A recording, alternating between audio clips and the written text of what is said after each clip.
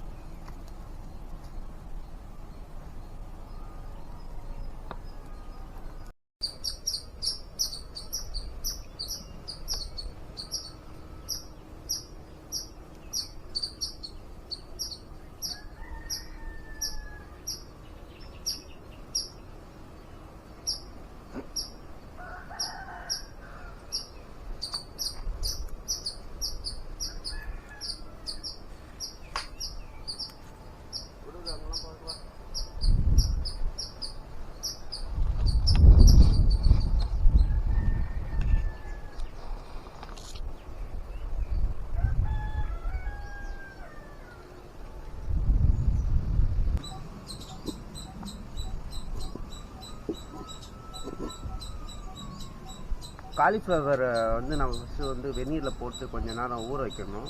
ஏன்னு கேட்டிங்கன்னா அது உள்ள புழு இருக்கும், இல்லைன்னா வெளிலேருந்து வந்தப்போ ஏதாவது ஒரு மாதிரி டஸ்ட்டு ஏதாவது இருந்ததுன்னா அந்த வெந்நீரில் பார்த்திங்கன்னா கிளியர் ஆகிடும்.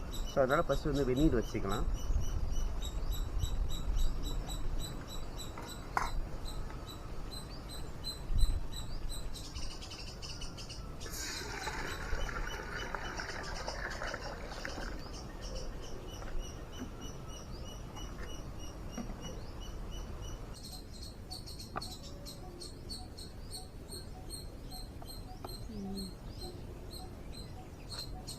இப்போ அடுத்து பார்த்திங்கன்னா நம்ம வெந்நீர் கொதிக்கும் போதே பார்த்திங்கன்னா நம்ம காலிஃப்ளவரை நல்லா க்ளீன் பண்ணி கொஞ்சம் பொடுசாக கட் பண்ணி வச்சுக்கலாம். வெந்நீர் கொதிச்சதுக்கப்புறமா அந்த காலிஃப்ளவரை அதில் போட்டுக்கலாம்.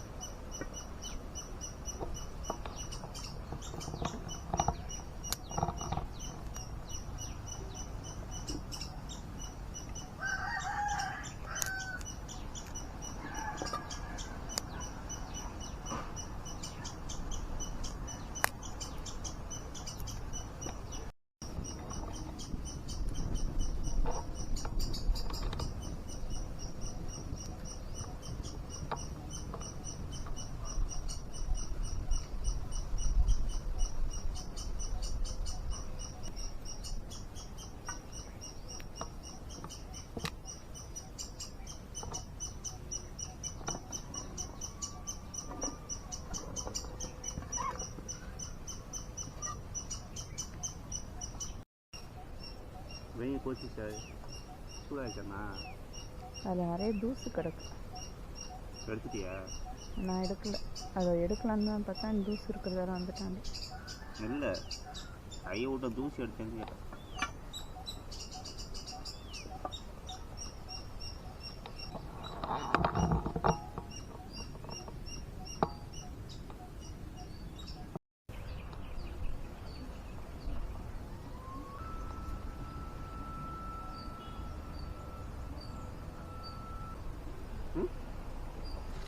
நல்லா தூங்குனீங்களா? டாடா.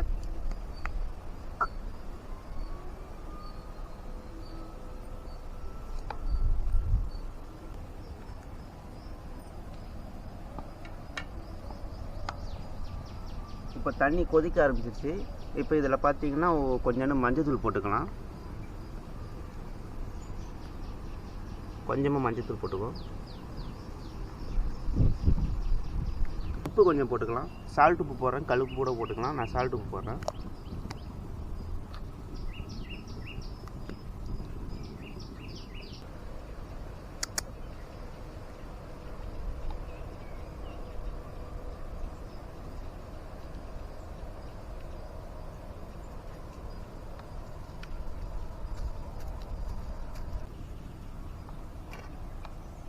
இப்போ காலிஃப்ளவரை நம்ம இதில் போட்டுக்கலாம்.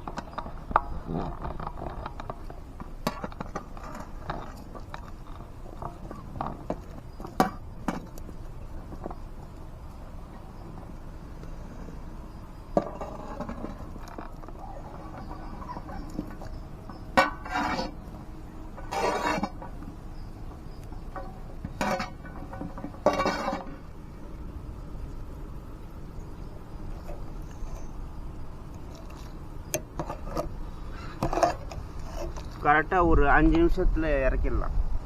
தண்ணி கொதிக்க வேண்டாம், ஹீட்லேயே வந்து மேசம் பூவெலாம் சேர்த்துரும்.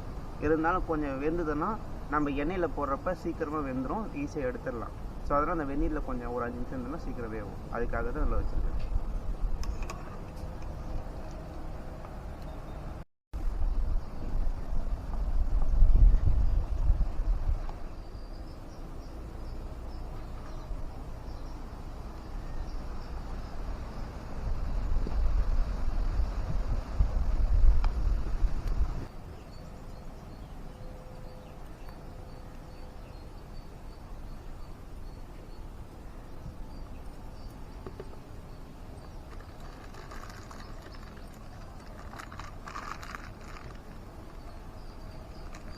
இப்போ பார்த்தீங்கன்னா நம்ம வந்து காலிஃப்ளவர் பக்கோடாவுக்கு மாவு ரெடி பண்ண போகிறோம். அதை எப்படி ரெடி பண்ணுறதை பார்க்கலாம் வாங்க.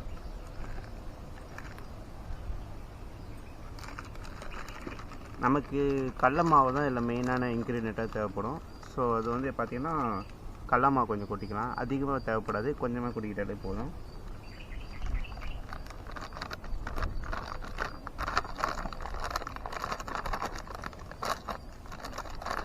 இரநூறு கிராம் அளவுக்கு தான் கடல மாவு எடுத்துருக்கேன்.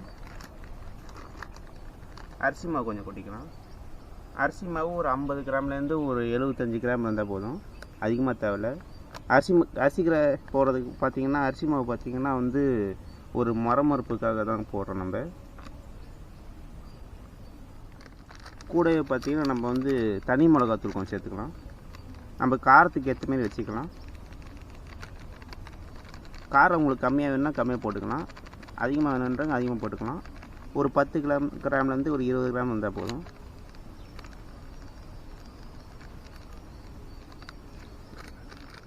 கூடவே நான் பார்த்தீங்கன்னா கொஞ்சம் சீரகம் எடுத்துருக்கேன். சீரகம் கொஞ்சம் போட்டுக்கலாம் ஒரு வாசனைக்காக. அது இல்லாமல் சீக்கிரமாக ஜீரணமாகும், அதுக்காக சீரகம் சேர்த்துருக்கோம். இப்போ இந்த மாவுக்கு தேவையான உப்பு கொஞ்சம் போட்டுக்கலாம்.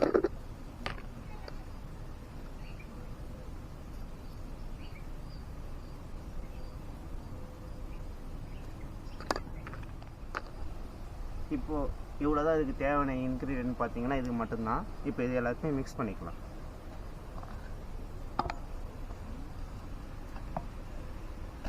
நல்லா மிக்ஸ் பண்ணிக்க வேண்டியதான்.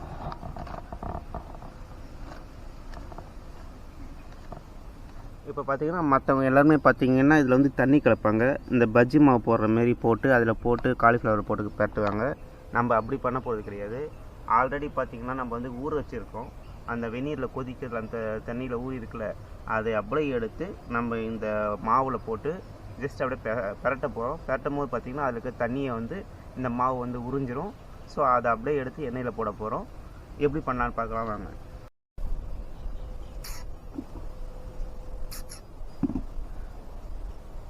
போட்டு இந்த காலிஃப்ளவரை எடுத்து நம்ம என்ன பண்ண போகிறோம்னு பார்த்தீங்கன்னா இந்த மாவில் போட்டு அப்படியே பெரட்ட போகிறோம்.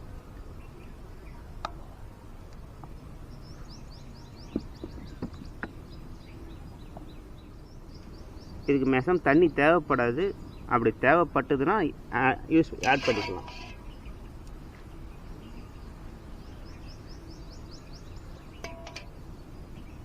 இப்போ இதிலே தண்ணி இருக்கிறதுனால அந்த மாவோட சேர்ந்து ஈஸியாக வந்து மிங்கிள் ஆகிடும்.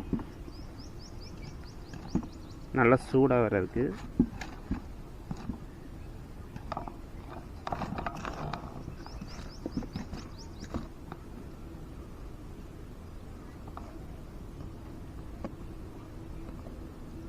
பார்த்தீங்களா, தண்ணியும் நம்ம சேர்க்கலை, நல்லா மாவு எல்லாமே ஒட்டிக்கிச்சு. ஸோ இதுமாரி எல்லாத்தையும் போட்டு நம்ம பரட்டிக்கலாம்.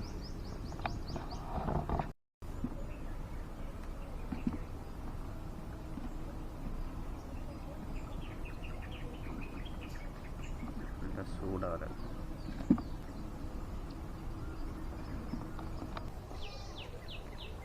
இப்போ பார்த்தீங்கன்னா மாவு நல்லா பிசைஞ்சாச்சு.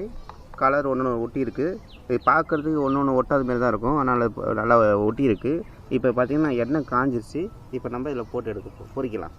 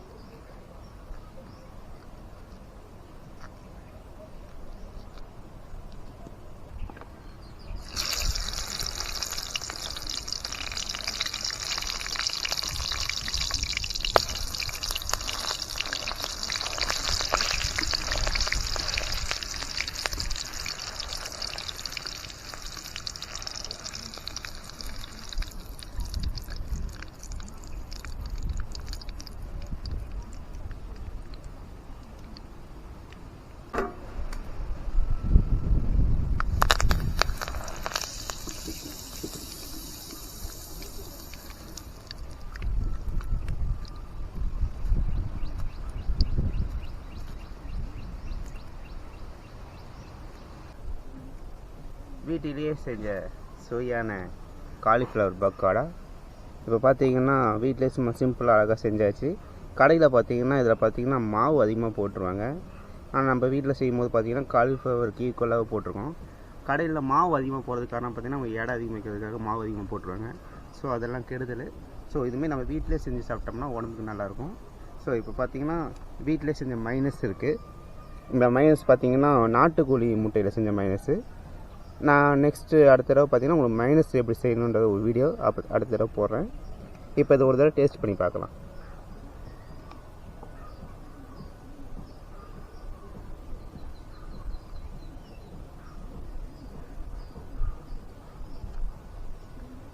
சூப்பராகுங்க.